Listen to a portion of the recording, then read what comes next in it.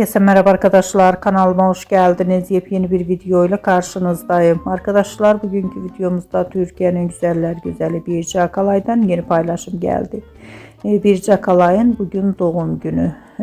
Birce Akalay doğum gününü bu fotoğrafla kutladı. Ben de bu muhteşem görüntüleri sizler için YouTube kanalımda video halinde sunuyorum. Umarım beğenirsiniz. Arkadaşlar, videomu beğendiyseniz kanalımı izlemeyi ve bildirim butonuna basmayı unutmayın. Şimdilik benden bu kadar olsun. Yeni videomuzda görüşmek üzere. Hoşça kalın.